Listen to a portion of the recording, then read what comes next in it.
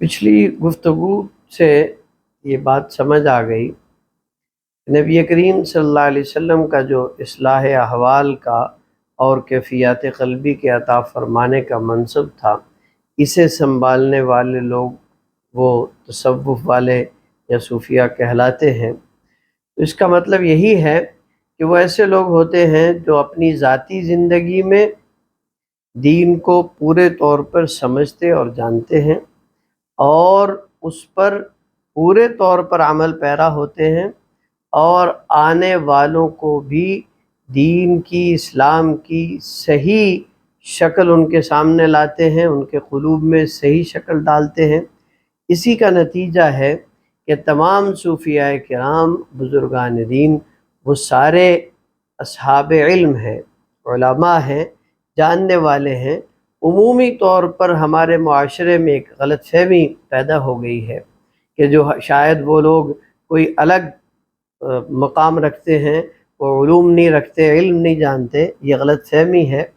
صوفیاء کرام سارے کے سارے اپنے اپنے وقت میں بڑے بڑے علماء ہیں۔ خود داتا صاحب رحمہ اللہ صاحب تصانیف بزرگ ہیں، اور ظاہر سی بات ہے کہ تصنیف وہی کرے گا جو کسی فن کو جانتا ہو، وہ اس میں لکھے گا۔ تو داتا صاحب رحمہ اللہ نے بھی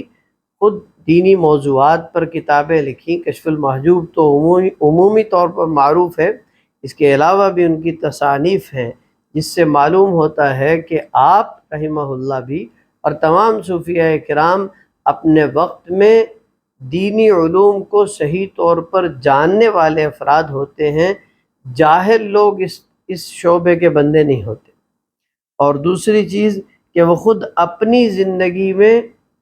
دوسروں سے زیادہ دین پر عمل پیرا لوگ ہوتے ہیں، جیسے خود نبی کریم صلی اللہ علیہ وسلم کا معمول ہے کہ آپ بھی دوسروں سے زیادہ عمل فرماتے ہیں، جتنے عمل کی دوسروں کو تلقین فرماتے ہیں اس سے زیادہ آپ کی زندگی دین پر عمل پیرا ہے۔ بالکل اسی طرح سے صوفیاء اور بزرگان دین بھی جتنا لوگوں کو سکھاتے ہیں، لوگوں پر محنت فرماتے ہیں، اس سے زیادہ اپنی اصلاح پر اور دین پر عمل کرنے پر اور اپنی راتوں کو یاد الہی میں صرف کرنے پر لگاتے ہیں۔ تو داتا صاحب رحمہ اللہ بھی واقعتاً اپنے وقت میں ایسی ہی شخصیت تھے جو صاحب علم بھی تھے کہ انہوں نے غزنی میں پیدائش کے بعد پھر وہاں سے دینی علوم حاصل فرمائے، پھر دینی علوم کے بعد اپنے شیخ سے باطنی علوم، جسے میں پہلے عرض کر چکا ہوں کہ کیفیات قلبی جو رسول اللہ صلی اللہ علیہ وسلم کے قلب اطہر سے آتی ہیں، ہر شیخ اسے حاصل کر کے آگے عطا کرتا ہے، وہ حاصل فرمائیں۔ پھر شیخ کے حکم پر لاہور تشریف لے آئے اور یہاں ہزاروں لوگوں کی اصلاح کا باعث بنے، ہزاروں لوگوں کے ایمان کا باعث بنے، ان کی اصلاح فرمائی۔ اور پھر یہیں پر سن 400 ہجری کے قریب میں آپ کی پیدائش ہے، تو یوں کہہ لیجئے کہ یہ 5ویں صدی ہجری کا جو زمانہ ہے تقریباً، یہ داتا صاحب رحمہ اللہ کا زمانہ ہے، اور اس کے درمیان کے بعد وہ 65 ہو، 59 ہو، 69 ہو، یا اس کے قریب مختلف تواریخ میں مختلف آپ کا یوم وفات آیا ہے۔ آپ کا لاہور ہی میں انتقال ہوا اور وہیں پر آپ کی تدفین ہوئی۔ اور جیسے میں نے عرض کیا ہے کہ بزرگوں کا وجود چونکہ وہ یاد الہی سے تر ہوتا ہے، اس میں اللہ کی یاد بسی ہوتی ہے، اور جس چیز میں اللہ کی یاد بس جاتی ہے اسے دوام نصیب ہو جاتا ہے۔ اسی طرح سے بزرگوں کا وجود بھی، وہ اس دنیا سے چلے بھی جائیں تو اس وجود میں اللہ کی یاد بسی ہوتی ہے، اسے دوام نصیب ہوتا ہے، اور دنیا سے جانے کے بعد بھی ان کی خبر اور وہ جگہیں وہ انوارات و برکات کا منبع ہوتی ہیں، وہاں جانے والوں کو ان انوارات و برکات سے حصہ نصیب ہوتا ہے۔ اسی لیے لوگوں کا رجحان ان کی قبور اور ان کے مزارات کی طرف ہوتا ہے۔ ہاں البتہ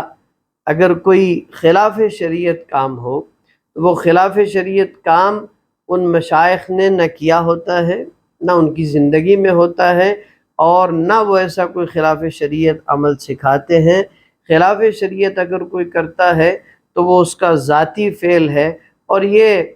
بعد والوں کے اعمال اصلاح کے بعد، سمجھانے کے بعد اگر کسی سے کوئی غلطی سرزد ہوتی ہے تو اس کا وبال اس پر ہوتا ہے، سکھانے اور سمجھانے والوں پر نہیں ہوا کرتا۔ اور ویسے بھی دنیا کا اصول ہے کہ کوئی فرد، کوئی استاد اگر ایک